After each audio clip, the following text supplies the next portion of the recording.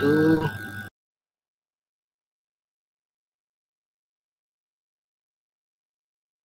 just we will start in 1 or 2 minutes. When your some classmates will have to join, just we wait for 1 or 2 minutes.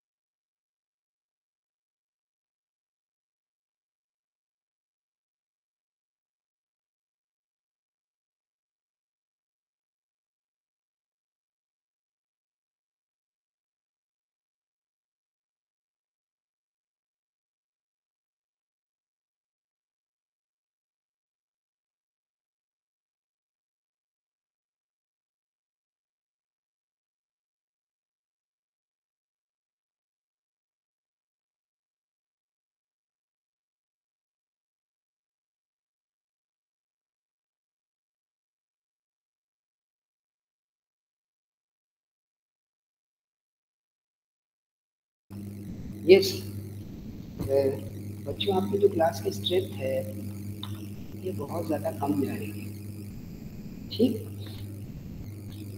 तो can you tell me, is it this pattern is doing all the classes? If you or your classmates has any difficulty regarding this particular class, कुछ क्या कैसा है भाई, क्यों ऐसा चलता है? ये सब में ऐसा चल रहा है आपका कि केवल इसी क्लास में ऐसी दिक्कत हो रही है?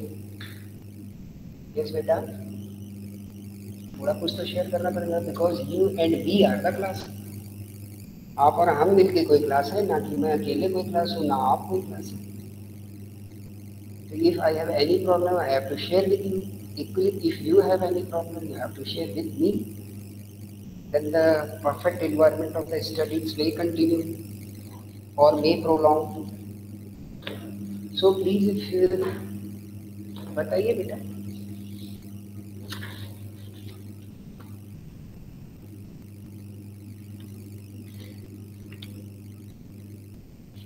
बिल्कुल आप इजीली बता दीजिए, फ्रीली, उसमें कोई इशू नहीं है, वो सोचिए मत। हाँ भैया, सारी क्लासेस में ऐसा चल रहा है? पहला तो सवाल ये है। Yes, sir, almost. सब में ऐसा ही? Yes, क्यों? sir, almost. क्यों बेटा, ऐसा क्यों हो रहा है? सर अभी एक्चुअली हम लोगों के 29 एंड 30th को पेपर है। ओके, ठीक है, तो चलिए, अगर यहीं तक की बात है देन इट इज ओके, पर we have to continue the course, otherwise at the end of the session आपका दूसरा एग्जाम जब आएगा तब तक हम लोग अगर कुछ चीज़ें साथ लेके बेटा चलेंगे नहीं तो कवर अप कैसे होगी, और उस समय दिक्कत होगी आपको एट द लास्ट टाइम।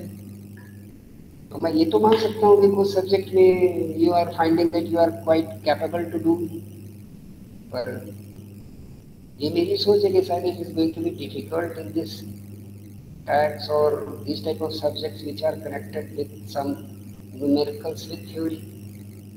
और हो सकता है आप लोग जो भी लोग छोड़ रहे हैं वो इतना अच्छा महसूस कर रहे हो कि they are quite capable to do so, then it is up to you. मेरा फर्ज एक बार पूछना जरूर है और आप लोगों को जगाना जरूर है, क्योंकि वो पीछे का कोर्स है, काफ़ी समय आपने उसको किया होगा, it needs revision by you. और जो करंट चीज़ें वो भी लेके चलनी, क्योंकि कि इसके भी एग्ज़ाम कब आके आपके सामने खड़े हो जाएंगे ये पता नहीं है ना आपको ना हमको। तो because you and we are the part of the class, तो इतना हम लोग मेंटेन करके चले कि we are going to handle the exams if they are just coming. वो जब आने वाले हैं तो हम लोग उसको मिलके हैंडल कर पाएंगे, ठीक? इसके लिए ये सारी बातें तो चलिए, खैर आप सबके बीच में कन्वे कर दीजिएगा कि उनके लिए फायदेमंद है रहना। तो हम लोग अपने मेन कोर्स पर आगे बढ़ जाते हैं जल्दी से। हम लोगों का discussion regarding the agriculture income. हो गया था इन द प्रीवियस सेशन काफ़ी हद तक। और एक छोटा सा क्वेश्चन मैंने आपके लिए छोड़ दिया था कि if an agriculture income is 80,000 and the non agriculture income is 8 lakh, then what is the ultimate tax liability? तो इस पे थोड़ा सा काम किया है आपने, if you people have done something, तो जल्दी से डिस्कस कर लीजिए वरना फर्दर हम लोग नए टॉपिक की ओर आगे बढ़ते हैं। यस बेटा, have you done anything? Sir इसका आंसर मैंने निकाला है। हाँ बताएं। 87,880। ये बिल्कुल ठीक है भाई, ये आपका जो भी है that is the illustration from the book, तो बुक का इलिस्ट्रेशन ये था, तो बिल्कुल ठीक आपने वर्कआउट किया है। तो नॉन एग्रीकल्चर इनकम इसलिए 8 लाख है और एग्रीकल्चर इनकम 80,000, तो एग्रीगेट विल द 880 और 880 में पहले 250 तक टैक्स लायबिलिटी नील और नेक्स्ट 250 तक 5% विच इज 12,500 और जो रिमेनिंग बैलेंस विच इज 3,80,000 उस पर आपको 20% लगा देना है, दैट इज 76,000। तो total tax liability against the aggregate income which is the summation of agriculture and non-agriculture income is 88,500। मैं रिपीट कर दे रहा हूँ केवल, बाकी आपने कैलकुलेशन बिल्कुल ठीक की है। And for the second the exemption limit plus the agriculture income, तो एग्जेम्पशन लिमिट इनके केस में 2.5 लाख रुपए होगी और टैक्स इनका बनेगा 80,000, तो इसको हम लोग मिला लेंगे तो income for this purpose will be the 3,30,000। इस पर फिर हम नॉर्मल टैक्स रेट अप्लाई कर देंगे 2.5 लाख तक एग्जेम्पशन और रिमेनिंग 80,000 पर टैक्स अप्लाई करेंगे 5% से, तो वो बनेगा 4,000। तो A माइनस बी आपको करना है एग्रीगेट इनकम में से। ये जो सेकेंड इनकम है आपकी एग्रीकल्चर प्लस रिबेट वाली, एग्रीकल्चर प्लस एग्जेम्पशन वाली, इसकी टैक्स वैल्यू को लेस करना है, तो देन यू विल गेट 84,500 और इसके ऊपर आप अप्लाई कर दीजिए हेल्थ एंड एजुकेशन, क्योंकि सरचार्ज की लिमिट यहाँ लागू नहीं होगी और 87A का भी रिबेट इसमें मिल नहीं पाएगा बिकॉज टोटल इनकम आपकी 8 लाख है। ये 5 लाख से या 5 लाख या 5 लाख से कम हो तब 87A की रिबेट मिलती है। तो आप इसमें सेस अप्लाई कर दीजिए 4% से, जो कि बनेगा 3,380। तो final tax liability which Amit it says 87,880 is correct. This is the full discussion which I have discussed with you. तो ये तो अपनी पिछली क्लास का काम हो गया। अब हम लोग आगे बढ़ जाते हैं जल्दी से और नेक्स्ट हम लोग का टॉपिक होगा residence and the tax liability. Now, what is the residence and what is the scope of incidence of tax? कि आदमी की रेजिडेंस क्या है, कि वो निवासी कहाँ का माना जाएगा। तो please note, residence and citizenship is the two different things. Residence is in the terms of और as per defined by the income tax act. इस रेजिडेंस की बात हो रही है, इसको आप कभी भी भूल के सिटीजनशिप से कनेक्ट मत करिएगा, ठीक। सिटीजनशिप एक अलग चीज है, वो एनआरआई हो गया, ये हो गया, that is connected with the citizenship. We are discussing the residentship which is important for the purpose of income tax and income tax calculation. तो जल्दी से हम लोग देखना शुरू करते हैं कितने तरीके के रेजिडेंट हो सकते हैं इन द इनकम टैक्स, यानी कितने तरीके के निवासी हो सकते हैं। नंबर 1, पहले ये टाइप्स जान लें हम। सबसे पहले आपके कौन होंगे, 2 तरीके के होंगे, 1 इज द रेजिडेंट और second is the non resident. 2 तरीके की कैटेगरी बनती है इसमें, 1 is the resident, second non resident. Resident मतलब निवासी, नॉन रेजिडेंट मतलब अनिवासी। हिंदी में भी आराम से समझते चलिए, निवासी और अनिवासी, जो यहाँ का रहने वाला नहीं है। अब फर्दर इन द रेजिडेंट मतलब जो निवासी हैं, ये 2 ग्रुप में बढ़ सकते हैं। पहला ऑर्डिनरीली रेजिडेंट, सामान्य निवासी, ordinarily resident. Second NOR, not ordinarily resident, ठीक, असामान्य निवासी, तो तीसरे तो अनिवासी हैं। तो further if we are in the discussion, तो हम लोग क्या डिस्कस करेंगे अब? OR for the ordinary resident, NOR for the not ordinarily resident and NR for the non resident. ये तीन बेसिक कैटेगरी आपकी बनने वाली है for the purpose of the determination of residentship under the income tax act. Now, certain conditions are there to decide in which category the person falls. कि ये जो person है ये किस कैटेगरी में फॉल्स कर रहे हैं, किस कैटेगरी में फॉल कर रहे हैं, कहाँ पर ये आ रहे हैं, इनको रेजिडेंट माना जाए कि NOR माना जाए कि NR माना जाए, how it is going to be decided? Certain conditions, two type of conditions are there. Number one, basic conditions. Number two, additional conditions. ठीक, number one, basic conditions which give you some criteria to decide. Further, additional conditions which give you more clarity to determine the status of the residency. First, we are going to discuss the basic conditions. The basic condition number one, we are talking about the individuals. यहाँ पर किसकी रेजिडेंशिप की बात हो रही है? The individuals and the karta of the HUF, means the residentship of the HUF। तो HUF की जो रेजिडेंशिप है which is going to be directly lie with the karta of such HUF। उस HUF का जो मुख्य कर्ता है उसके हिसाब से रेजिडेंशिप डिसाइड होगी। और इंडिविजुअल की, दो की बात हो रही है अभी, बाकी की नहीं हो रही है, ठीक है। तो in the case of the resident and the HUF, the residentship आपकी कैसे डिसाइड होने वाली है? बिल्कुल इंडिविजुअल के हिसाब से आप इसको समझ लें। वो इंडिविजुअल, जिस इंडिविजुअल की बात हो रही है उसकी बेसिक कंडीशन क्या होगी? ही इज इन इंडिया, इसको नोट डाउन कर लें आप, ही इज इन इंडिया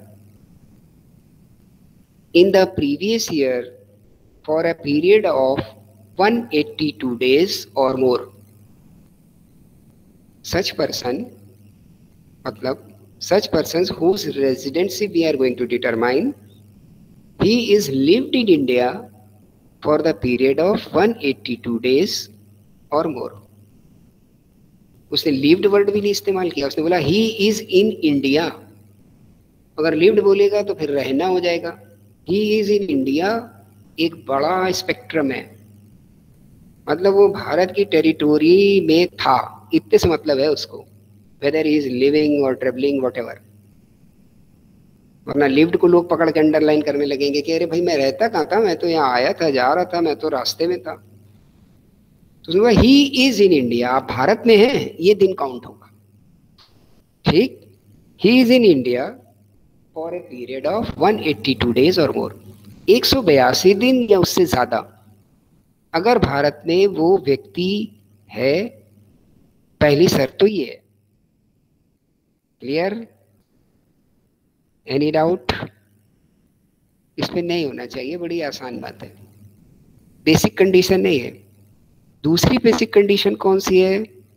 दूसरी बेसिक कंडीशन है कि इफ सच पर्सन और individual is in India for 365 days in a preceding 4 years from such previous year, as well as 60 days in a previous year।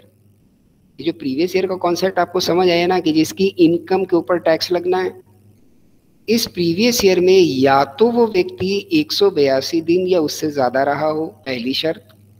दूसरी शर्त कि उस प्रीवियस ईयर में 60 दिन भारत में हो, साथ ही साथ उस प्रीवियस ईयर से प्रीसीडिंग पहले के 4 प्रीवियस ईयर में, 4 साल नहीं, 4 प्रीवियस ईयर में 365 दिन या उससे ज़्यादा भारत में हो।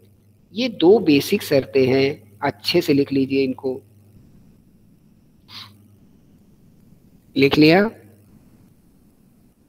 या ये दोनों बातें क्लियर हो गई? Have any doubt? वो बेटा यहाँ पे हम कंफर्म करते करते चलना चाहिए हमको, आपको, कि चूक बिल्कुल भी ना हो। Yes so sir, please, no doubt. Okay, तो आगे बढ़ जाते हैं हम लोग जल्दी से। तो दो बेसिक कंडीशन हमारे पास आ गई। एक तो वो व्यक्ति 182 दिन या उससे ज्यादा भारत में रहा हो, दूसरा उस प्रीवियस ईयर में 60 दिन, और उससे पीछे प्रीसीडिंग बोल रहा हूं मैं, अगर आपका थोड़ा एक्सप्लेन कर देता हूं इसको, भले आपको समझ आ रहा हो फिर भी, कि अगर हमारा असेसमेंट ईयर 21-22 है तो हमारा प्रीवियस ईयर 20-21 हो गया, तो 20-21 से पीछे 19-20, 18-19, 17-18, 16-17, ये चार प्रीवियस ईयर में 365 दिन, साथ ही साथ 20-21 में 60 दिन, साथ ही साथ वर्ड है along with और एज वेल एज 60 दिन उस प्रीवियस ईयर में, तो ये बेसिक कंडीशन सेटिस्फाई होगी। अब इसका आप आउटकम या रिजल्ट लिखिए। If both the basic conditions are not satisfied, इसको आप स्टार बना के लिखो। If both the basic conditions are not satisfied, then person is in the category of NR, non-resident। यानी नॉन रेजिडेंट को ढूंढना सबसे आसान है। उसके लिए मुझे केवल बेसिक कंडीशन याद हो, उनका एप्लीकेशन देख लेना है, और जैसे ही उनका एप्लीकेशन हमें क्लियर होता है, we are quite assure to decide whether such person is NR or not. हम ये डिसाइड कर पाएंगे कि क्या वो एनआर है कि नहीं है। अगर वो इन दोनों बेसिक कंडीशन को सेटिस्फाई नहीं करता, दोनों की कैटेगरी में नहीं आता, then he is in the category of NR, तब वो एनआर है हमारे लिए, इनकम टैक्स पर्पस के लिए। Now a different thing, if such person satisfy both the basic condition or any one of basic condition, then it is in the category of R, resident। अभी झगड़ा बाकी है, अब ये डिसाइड करना बाकी है कि वो OR है कि NOR है। रेजिडेंट तो है, वो निवासी तो है, पर वो सामान्य निवासी है कि असामान्य निवासी है, whether it is a ordinarily resident और नॉट ऑर्डिनरीली रेजिडेंट, ये डिसाइड होगा on the basis of the additional conditions. बात क्लियर हो रही है? बेसिक कंडीशन ने आपको क्या आइडिया दिया कि आप एनआर को ढूंढ पाओगे, केवल बस आर और एनआर में डिफरेंशिएट कर पाओगे। अब फर्दर आर भी दो भागों में बंटता है, ओआर और एनओआर में, तो ओआर और एनओआर आप जान पाओगे with the help of the additional conditions. यहां तक की बात clear? Can we proceed further towards the additional conditions? Yes sir. Yes sir. तो now we are proceeding towards the additional conditions. Basic conditions ने आपको एक बात बता दी कि आप ये जान पाए कि कौन एनआर है और कौन आर है। पता चल गया मुझे ये पता चल गया ये एनआर है, मेरा काम खत्म। और मुझे ये पता चल गया कि यार ये आर है, तो अब काम बढ़ जाता है। हम ये तो कह के बच नहीं सकते कि यार अब ये एनआर नहीं है, हटाओ जाने दो। अब हमें ढूंढना पड़ेगा वो ओआर है कि एनओआर है। That is why we have to be apply the additional conditions. तो first of all, what are the additional conditions? तो पहली एडिशनल कंडीशन है, he has been resident in India in at least 2 out of 10 previous years preceding the relevant previous year। यानी जो हमारा previous year है उससे पीछे preceding के 10 years में, ठीक है ना, 10 previous years में he is being the resident at least 2 times out of 10 years। यानी हमारा अगर प्रीवियस ईयर यहाँ पर हम लोग बोल रहे हैं कि 20-21 है, तो 20-21 से पीछे 10 साल तक के प्रीवियस ईयर आप बनाइए, और उन 10 साल में देखिए कि क्या वो 2 बार रेजिडेंट हुआ है। तो ये शर्त पूरी हो रही है। अगर 1 बार हुआ है तो ये शर्त पूरी नहीं हो रही, 3 बार हुआ है तो भी शर्त पूरी हो रही है, एटलीस्ट 2 टाइम्स। क्लियर? बात नंबर 1। दूसरी एडिशनल कंडीशन क्या है?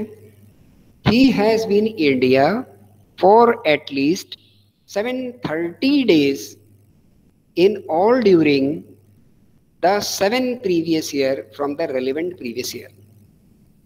ये जो हमारा प्रीवियस ईयर है, इससे प्रोसीडिंग चले हम लोग और 7 प्रीवियस ईयर बनाए, यानी हमारा 20-21 से हम पीछे चले 19-20, 18-19, 17-18, फिर 16-17, 15, ऐसे करते हुए 7 साल बनाए और उनमें देखें क्या 730 दिन रहा, और अगर रहा है या उससे ज्यादा रहा है तो दूसरी कंडीशन भी पूरी हो रही है। अब कंडीशन से रिलेटेड कोई डाउट हो, एडिशनल कंडीशन से रिलेटेड, तो पहले उसको सेटल कर लीजिए फिर आगे बढ़े, क्योंकि as we were going to the further discussions तो ये बेस बनता चला जाएगा। If there is any doubt then it is going to be difficult for, तो आप जल्दी से बताइए यहाँ पर अगर कोई डाउट है तो उसको हम लोग सेटल कर लें। इन दोनों एडिशनल कंडीशन में कोई डाउट है? No sir. नो।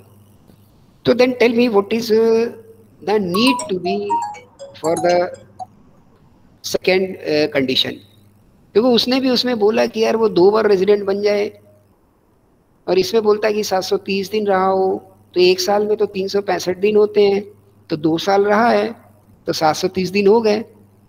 तो क्या इन दोनों में कोई फर्क आपको समझ आ रहा है, दोनों एडिशनल कंडीशन में?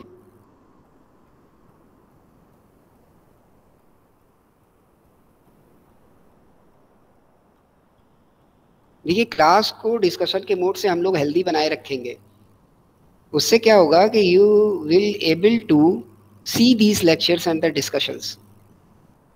तो आपके जो भी साथी अभी छूट जा रहे हैं, कल को उनको टाइम मिलता है तो वो इन लेक्चर्स के थ्रू अपने आप को कोप अप कर पाएंगे, और ये डिस्कशन आपके पार्टिसिपेशन से ही आगे बढ़ेगा, वरना मैं तो एक तरफा बात बोल के चला जाऊंगा। ठीक।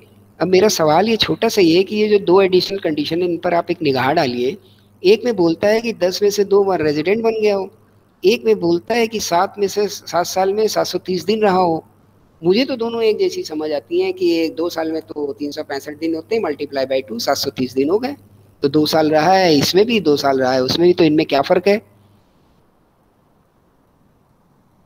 कोई फर्क है कि नहीं? और अगर फर्क है नहीं है तो दूसरी कंडीशन डाली क्यों गई? सर ये हो सकता है कि वो 10 सालों में जो है रहा है 365 दिन, और इसमें तो ये कंडीशन है दूसरी वाली की 7 साल में जो है 730 दिन होना चाहिए। ओके, अच्छा भाई, तो दोनों में डिफरेंस है फिर तो। ओके ओके ओके, हो सकता है वो 3 सालों में रहा हो उतने दिन। ओके ठीक, अभी हम आपकी बात को कंक्लूड करेंगे। यस, अर्चिता का भी स्पीकर खुला था। Yes, you have to say anything? No sir. देखो बेटा, अगर वो 730 दिन हमारे 7 साल में पूरे हो रहे थे तो हमें 10 साल तक जाने की जरूरत ही नहीं है, एक ही कंडीशन से मेरा काम पूरा हो जा रहा है। अगर वो 3 साल में, वो बोलता है विद इन 7 ईयर्स, तो अगर 7 साल के अंदर उसको 730 दिन हो रहे हैं, 3 साल में हो जा रहे हैं तो भी ठीक, 1 साल में हो जा रहे हैं तो भी ठीक, 5 साल में हो जा रहे हैं तो भी ठीक, तो हम 10 साल वाले पॉइंट पे जाएं क्यों? बात समझ रहे हो आप? दोनों बिल्कुल डिफरेंट बातें हैं। पहले में वो बोलता है 10 में से 2 बार रेजिडेंट बना हो, और रेजिडेंट बनने के लिए क्या शर्त है? 182 दिन रहा हो या उससे ज्यादा। तो किसी साल 182 दिन से ज्यादा रह गया और उसके बाद 2 एडिशनल कंडीशन पूरी कर दी तो उस साल वो रेजिडेंट बन गया। 365 दिन की तो बात ही नहीं आई। बात समझ रहे हैं ना आप? दोनों बिल्कुल डिफरेंट हैं, दोनों में कोई मेल आपस में नहीं है। वहां वो रेजिडेंट बनने की बात करता है और रेजिडेंट बनने के क्राइटेरिया बिल्कुल डिफरेंट हैं। तो आप बेसिक कंडीशन समझ के आए हो, उसमें क्या बोल रहा है? 182 दिन या उससे ज्यादा, किसी प्रीवियस ईयर में 60 दिन या पीछे के 4 साल में 365 दिन, मतलब बिल्कुल डिफरेंट है उसका क्राइटेरिया रेजिडेंट बनने का। ठीक, फिर एडिशनल कंडीशन पूरी कर दे तो आपके लिए बन गया वो 2 बार रेजिडेंट 10 साल में। जबकि 730 दिन मतलब क्लियर बात बोल रहा है कि 7 साल में 730 दिन वो इंडिया में हो। ये दोनों बिल्कुल अलग अलग चीजें। बात क्लियर हो रही है ना आपको मेरी? ये 730 दिन हो सकता है 7 साल में इतने टुकड़े में हो कि वो आपकी बेसिक कंडीशन को सेटिस्फाई ना कर पाए। हो सकता है ना ऐसा? 182 दिन की आपकी कंडीशन है, इन 730 दिन को अगर आप इक्वली डिस्ट्रीब्यूट करो डिवाइड बाय 7 तो कितना आएगा? 730 डिवाइड बाय 7, मैं थोड़ा सा जोर डालूंगा आपके ऊपर, 100 कुछ आएगा ना। 104। हाँ, तो हर साल अगर वो 104 दिन भी रह लिया तो सेकंड कंडीशन पूरी हो गई उसकी एडिशनल की। लेकिन क्या वो रेजिडेंट बनने के लिए क्वालिफाई हो पाया? नहीं हो पाया, क्योंकि 182 दिन तो हो नहीं रहे फर्स्ट बेसिक कंडीशन के हिसाब से। हाँ सर, मेन तो वही छूट रही है 182 ठीक दिन ना? वाली। तो ये दोनों बिल्कुल अलग अलग है, इस पे फोकस रखिएगा अच्छे से, इनका आपस में कोई मेल नहीं है। डिस्कस इसलिए कर लेता हूँ कि अगर हल्के से आप लोग सिंपली पढ़ के जाओगे तो जब भी कोई आपके आगे इंटरव्यू आया या ऑब्जेक्टिव क्वेश्चन आए तो आप हमेशा कंफ्यूज हो जाओगे, इसलिए थोड़ा डिस्कशन जरूरी पड़ जाता है बेटा। अब आगे बढ़ते हैं हम लोग। अब ये 2 एडिशनल कंडीशन उसने दे दी आपको। अब इसकी शर्त सुन लीजिए क्या बोलता है। इफ अ पर्सन जो रेजिडेंट कैटेगरी में आ चुका है, एनआर तो हम लोग पहले ही अलग कर चुके हैं बेसिक कंडीशन के हिसाब से, अब हम क्या छांटने जा रहे हैं एडिशनल कंडीशन के हिसाब से, who is OR and who is NOR. If any person is satisfy both the additional conditions, both the additional conditions, then it is OR। अच्छे से लिख लो इन्वर्टेड कॉमा बना के। जिस व्यक्ति ने 1 या 2 बेसिक कंडीशन सेटिस्फाई की हो, वहां तो और है, 1 या 2 बेसिक कंडीशन सेटिस्फाई करी हो और एडिशनल की दोनों, बहुत अंडरलाइन करके लिखना, both the conditions of the additional condition, दोनों एडिशनल कंडीशन को सेटिस्फाई करे, then such person is the OR, तब वो ऑर्डिनरीली रेजिडेंट है। If any person satisfy only one of the additional condition और none of the additional condition, then it is NOR। ठीक, additional condition की किसी एक शर्त को पूरा करे या एडिशनल कंडीशन की दोनों शर्तों को पूरा ना करे तो वो क्या बन जाएगा? NOR। क्योंकि वो बड़ा वाला R तो बन चुका है बेसिक कंडीशन के हिसाब से, बेसिक कंडीशन की उसने कोई एक कंडीशन सेटिस्फाई कर दी या दोनों कर दी। अब हम ये जानने चले थे कि यार वो OR है कि NOR है, उसके लिए एडिशन कंडीशंस हैं, तो एडिशनल की अगर दोनों सेटिस्फाई करेगा then it is in the category of OR। Additional की कोई एक सेटिस्फाई करे या दोनों को सेटिस्फाई ना करे then it is NOR। So in the simple words you can say if person satisfy both the conditions of the additional conditions की दोनों conditions को satisfy करे then it is OR।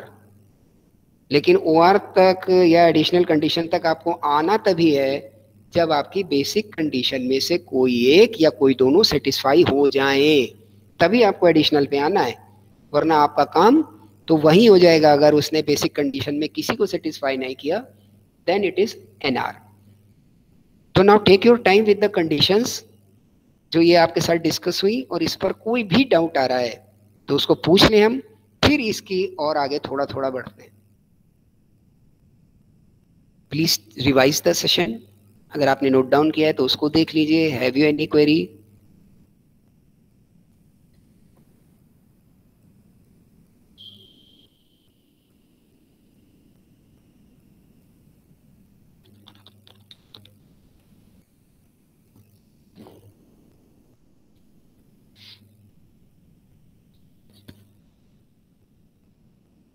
Yes बेटा, any query? Yes sir. Sir ये जो भी days calculate किए गए हैं ये सर फाइनेंशियल ईयर के बेसिस पे लिए गए हैं या कैलेंडर ईयर के? बेटा प्रीवियस ईयर हमेशा फाइनेंशियल ईयर के बेस पे चलता है, और पहली दूसरी क्लास में जब हम लोग डेफिनेशन को डिस्कस कर रहे थे तो इसकी डेफिनेशन ही वही होती है कि year starting from 1 April to 31 March and which is the preceding year of the assessment year is known as the previous year. ये तो डेफिनेशन है, और समझने के लिए बात है कि ये फाइनेंशियल ईयर होता है और ये वो वाला साल होता है कि जिस साल इनकम होती है, और जब हो जाएगी तो अगली साल पे टैक्स लगेगा। क्लियर? तो फाइनेंशियल ईयर ही इसका ऑलवेज बेस होता है, नॉट कैलेंडर। Okay sir. ठीक है, अब आपने ये सवाल पूछ लिया तो और क्लैरिफाई कर देता हूं मैं आपको। You can make your book of account in any form of year. तो ध्यान से सुनिएगा, you can make your book of account in any form of year. आप चाहे कैलेंडर ईयर के फॉर्म में अपनी बुक ऑफ अकाउंट्स को बनाएं, आप चाहे गुजराती फॉर्म में अपनी बुक ऑफ अकाउंट को बनाएं, चाहे आप देखते होंगे कि जो हिंदी बिजनेसमैन है उनका दिवाली से साल शुरू होता है, वहाँ से आप बनाएं. So many type of systems are prevailing in Indian customs. उसके हिसाब से आप अपनी बुक ऑफ अकाउंट को बनाएं, क्लोज करें. But when you are furnishing your statement towards the income tax department, that is mandatory to follow the financial year. तब आप अपने बुक ऑफ अकाउंट को उस हिसाब से सेट कीजिए कि आप इनकम टैक्स डिपार्टमेंट को हमेशा अप्रैल टू 31 मार्च ही बनाएंगे. क्लियर? Yes sir. इसके लिए वो आपको बाध्य नहीं करता कि आप बिजनेस में हैं तो आप कैलेंडर ईयर में अकाउंट को रख ही नहीं सकते.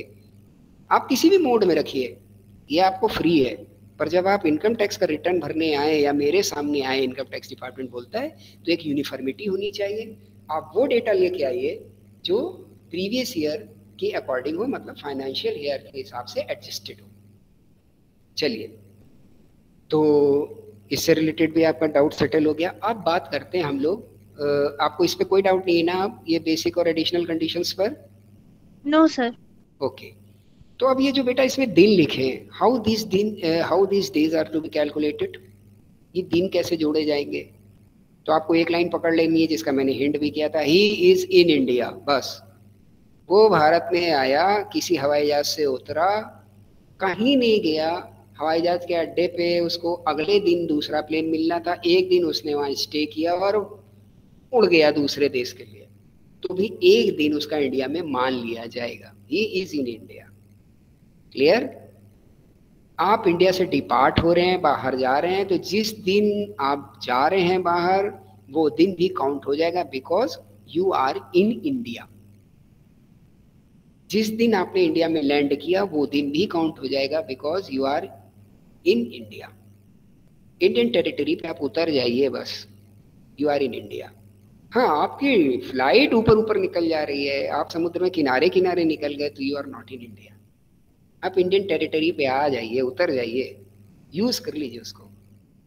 ठीक? Then it is you are to be treated as you are in India. वो दिन काउंट हो जाएगा आपका.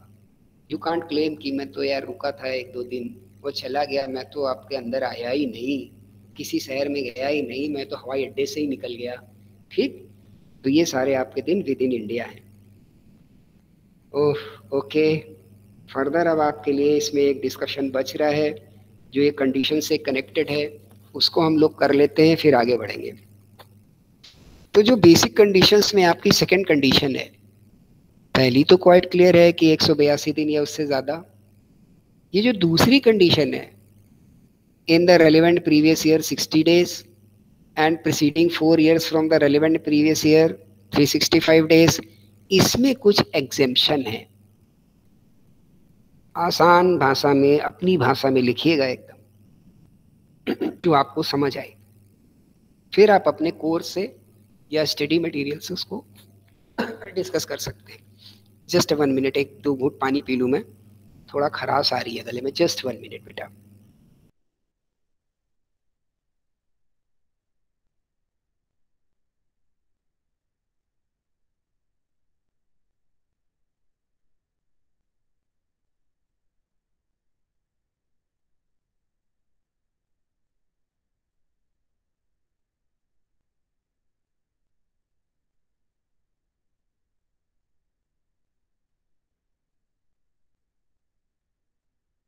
Yes, now we are talking the exemptions regarding the second condition of basic condition. ये जो हमारी बेसिक कंडीशंस हैं, उनमें जो हमारी सेकंड कंडीशन है, उसमें क्या क्या अपवाद हैं, कब ये लागू नहीं होगी.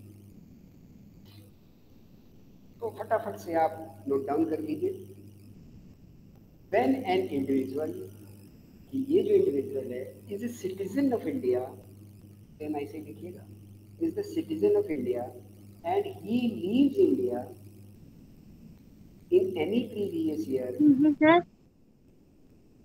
When an individual who is citizen, ये जो व्यक्ति है ये भारत का नागरिक हो एंड ही लीव्स इंडिया, उसने भारत को छोड़ा हो उस प्रीवियस ईयर में for the purpose of employment, नौकरी या अपने काम धंधे या रोजगार से संबंधित कारणों से भारत से बाहर गया हो, और a crew member of Indian ship, ठीक, हमारी शिप्स का मेंबर हो, शिप चली जाती है बाहर 3-3 महीने 6-6 महीने के लिए, ठीक है ना, उन शिप्स का मेंबर हो, इस कारण से उसने छोड़ा हो। तो बेसिक बात क्या है, for the purpose of employment, for the purpose of his profession, for the purpose of generation of money, इन कारणों से छोड़ा हो उसने भारत को, तो केवल बेसिक कंडीशन नंबर 1 उसके ऊपर अप्लाई होगी, सेकंड अप्लाई नहीं होगी। क्लियर हो रही है बात? ये बात क्लियर हो रही है? Yes sir. ठीक, तो उसको बेसिक कंडीशन से क्राइटेरिया तय करने के लिए केवल कंडीशन नंबर 1 ही अप्लाई होगी, सेकंड उसके लिए एग्जेम्प्ट होगी, ठीक है ना। सेकंड, दूसरी बात कर लेते हैं हम लोग। If any citizen of India, ठीक है, और foreign national of Indian origin, अब ये किन के लिए है? The foreign national of the Indian origin who is living outside India, ये दोनों लोग आ रहे हैं इसमें। कोई इंडियन सिटीजन है जिसके पास भारत की नागरिकता है और वो बाहर रह रहा है, दूसरा वो एक कोई ऐसा व्यक्ति है जो कि भारतीय मूल का है, ये सारे वर्ड आपने सुने होंगे, person of Indian origin, PIO, ठीक है ना, या भारतीय मूल के हैं ये, तो that is the person of Indian origin. इनमें इन दो कैटेगरी के कोई लोग हैं तो ये बाहर ही होंगे, ठीक। तो अगर ये बाहर है और इंडिया आते हैं, तो अगर ये इंडिया आ रहे हैं वापस टू विजिट इंडिया, ठीक है ना, to visit India in the previous year, then the second condition भी इनके ऊपर अप्लाई नहीं होगी, ठीक है। ध्यान रखिए, भारतीय नागरिक जो बाहर रह रहे हों, the Indian citizen who are living abroad, as well as the persons which are living abroad outside India and of Indian origin who are visiting India, जो इंडिया में विजिट करने आ रहे हैं, ठीक, विजिटिंग इंडिया, उन पर भी सेकंड कंडीशन अप्लाई नहीं होगी, उनका भी 182 दिन जोड़ा जाएगा। तो अब ये पॉइंट में थोड़ा सा आपके साथ डिस्कशन जरूरी है, तो अच्छे से क्लियर हो जाएगा। तो पहली बात, हु आर द PIOs, ये भारतीय मूल के लोग कौन है? इंडियन सिटीजन तो आपको समझ आ रहा है कि बाहर रह रहे हैं, बाहर जॉब कर रहे हैं, भारतीय नागरिक, तो वो भारत आएंगे, और भारत आएंगे अगर, तो बेचारे अगर रुक गए अपनी फैमिली के पास, 60 दिन हो गए इनको, और ऐसे पीछे वो 4 बार आए होंगे, पीछे के सालों में भी अगर बाहर नौकरी कर रहे हैं, तो 60-60 दिन मिला के पीछे उनके हो जाएंगे 240 दिन, और किसी समय घर में शादी आदि पड़ गई तो 1-2 बार आ गए, तो 365 दिन हो गए पीछे 4 साल में, इस साल भी 60 बार आ गए, तो आप उनको रेजिडेंट की कैटेगरी में ला दोगे। फिर आप ढूंढोगे कि NOR है कि OR है, और टैक्सेबिलिटी OR और NOR के केस में ज्यादा होती है इन कंपैरिजन टू NR, ये आगे डिस्कस होगा आपके साथ, सेकंड पार्ट है इस चैप्टर का। तो उनको आप एक फ्रीडम देते हो कि अब भाई इंडिया आ रहे हो तो आओ, हम आपको केवल 182 दिन वाले से पकड़ेंगे, 60 दिन वाले से आपको रेजिडेंट नहीं बनाएंगे, क्लियर, 60 दिन वाले से आपको रेजिडेंट नहीं बनाएंगे, इसके लिए ये रिलैक्सेशन है। Same with the persons who are of Indian citizen and for the purpose of job, job के पर्पस से बाहर हैं, ठीक, तो वो बाहर चले गए बेचारे 6 महीने के लिए क्रू पे, और उसके बाद आपने 60 दिन वाला रूल पकड़ा और उनको बना दिया रेजिडेंट, तो पूरे समय तो अधिकतर भारत से बाहर ही रहे, और आपने 60 दिन उनका आपको मिल गए। अगर 9 महीने वो बाहर रहे अपने शिप पर और 3 महीने से 180 दिन बन गए, तो आपने 60 दिन वाला रूल उनके ऊपर लगाया, और पीछे आपको 365 दिन 4 साल में मिल गए, आपने रेजिडेंट बना दिया, ठीक है ना। तो इन दोनों को बचाने के लिए ये कैटेगरी डाली गई है फॉर द एक्सेप्शंस। अब ये पीआईओ क्या है, ये बात छूट रही है। पीआईओ वो लोग हैं whose father or the forefathers or the grandfathers are lived in undivided India। इसको अंडरलाइन कर लीजिए, ये पीआईओ हम उस संदर्भ में बात कर रहे हैं जो आपके इनकम टैक्स से कनेक्टेड है, वरना तो अफ्रीकन्स को भी बोला जाता है, बहुत सारे ये भारतीय मूल के लोग हैं जिनकी 10वीं पीढ़ी वहां बीत गई, वो पीआईओ नहीं है for the purpose of income tax. Income tax के लिए आपके लिए पीआईओ कौन है, वो कि जिनके फादर ग्रैंडफादर, ठीक, ये सारे लोग अनडिवाइडेड इंडिया का हिस्सा थे।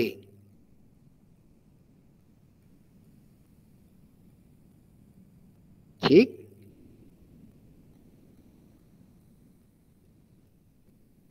अब पीआईओ में कंफ्यूज मत होइएगा आप, इनकम टैक्स के हिसाब से पीआईओ क्या है।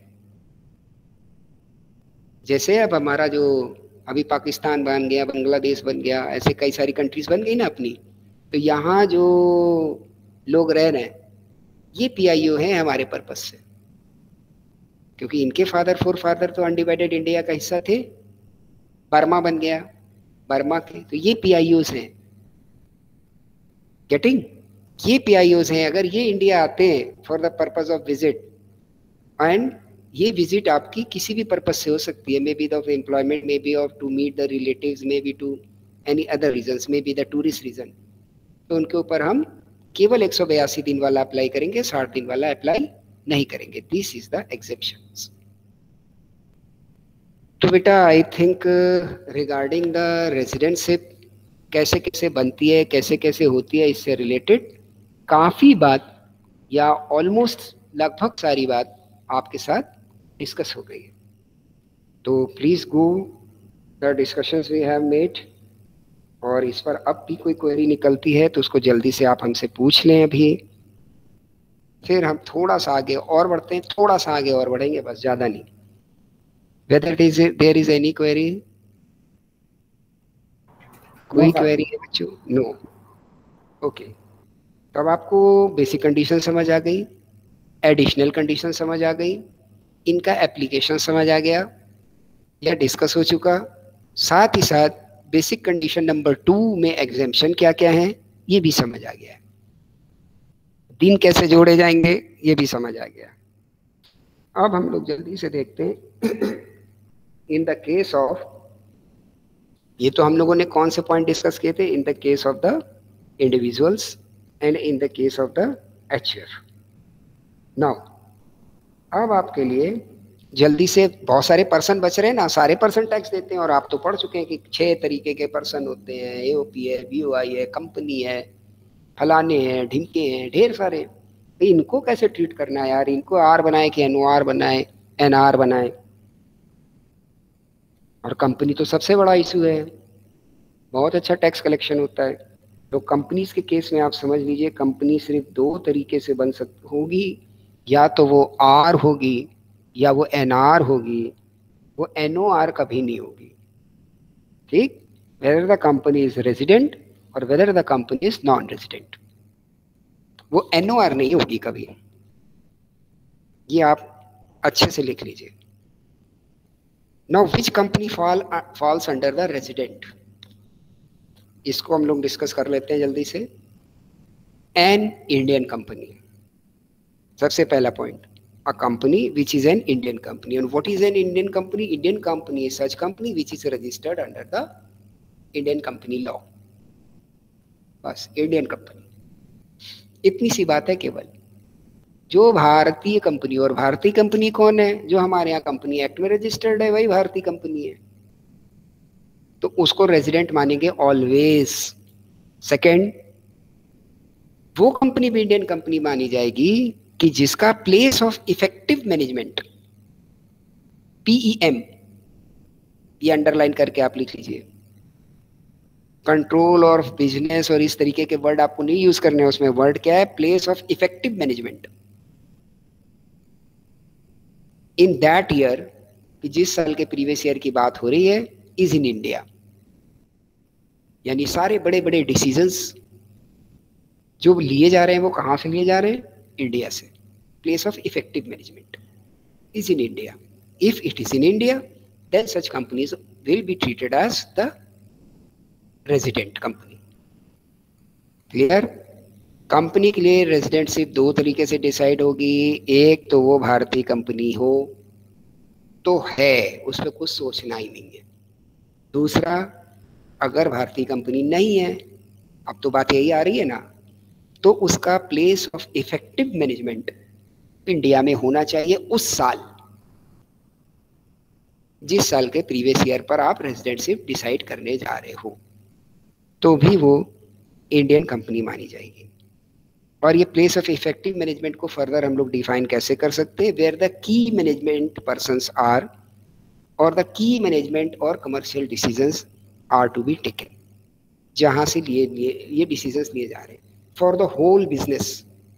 ये भी ध्यान रखिएगा कि कोई बड़ी प्रॉक्टर एंड गैम्बल है, उनका एक इंडियन ऑफिस है, तो place of effective management India नहीं हो गया। इंडिया तब होगा कि इंडिया के इफेक्टिव मैनेजमेंट से सारी जगह का काम होने लग जाए, ठीक, और उससे कोई प्रभाव भी पड़ता हो उस काम से। इतनी बात हो गई। और नॉन रेजिडेंट कौन हो गई? जो इन दोनों को सेटिस्फाई ना करे। सीधी सीधी एक लाइन की बात है, जो दो कंडीशन आपके साथ डिस्कस हुई, इन दोनों को जो सेटिस्फाई ना करे वो नॉन रेजिडेंट है। क्लियर? तो कंपनी में सिर्फ दो कैटेगरी है, रेजिडेंट एंड नॉन रेजिडेंट। और बाकी जो अदर पर्सन आपके बच रहे हैं ढेर सारे, इंडिविजुअल एचयूएफ और कंपनी के बाद जैसे एओपी, बीओआई, फर्म, ये सब रेजिडेंट और नॉन रेजिडेंट ही होंगे, ये एनओआर नहीं होंगे। ध्यान रखिए अच्छे से, ठीक। और इन पर भी सेम कंडीशंस लागू होंगी कि उनको इंडियन हो या इफेक्टिव मैनेजमेंट इंडिया से हो। क्लियर? तो इंडियन तो होंगे ही सारे अधिकतर आपके फार्मर। अब आगे बढ़ जाते हैं हम लोग, एक आध छोटे से एग्जाम्पल आपके साथ डिस्कस हो जाएं।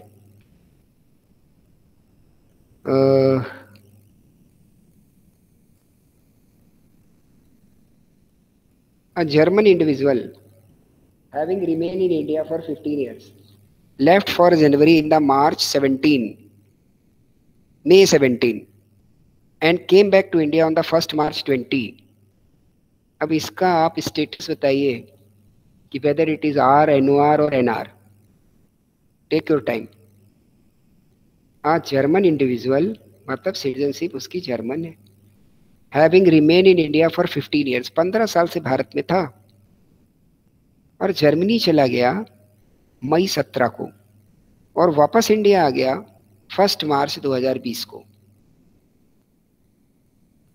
अब इसका आपको क्या बताना है? Residential status.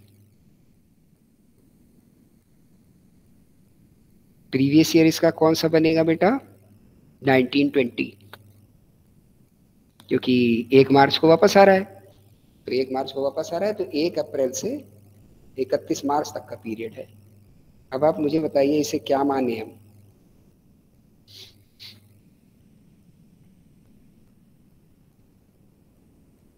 एनआर माने कि ओआर माने कि एनओआर माने?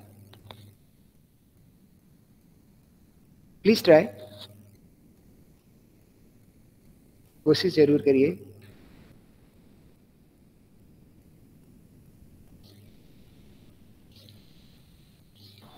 सर मार्च में किस डेट को आए हैं वापस?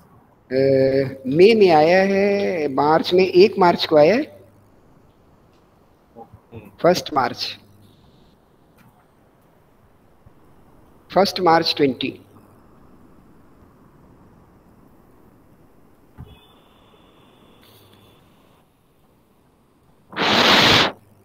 चलिए हम आपकी मदद कर देते हैं इसमें। सर ये मई में आए हैं और मार्च में इन्होंने फिर छोड़ दिया है इंडिया को? नहीं, मैं आराम से बताता हूँ, सुनिए। एक जर्मन इंडिविजुअल हैं जो भारत में थे 15 साल से और जर्मनी चले गए मई 17 में, फिर वापस आ गए इंडिया में 1 मार्च 2020 को। हाँ तो सर ये 289 डेज ही रहे ना 19-20 प्रीवियस ईयर में, जब ये वापस आए तो ये 182 डेज से ज्यादा है इंडिया में। फिर कैसे भैया?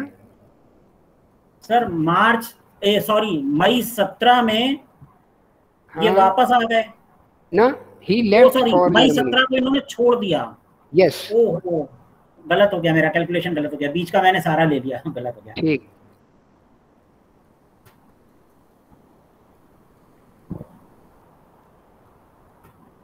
पंद्रह साल रहने के बाद मई 17 को ये गए भारत से और 1 मार्च 2020 को वापस आए।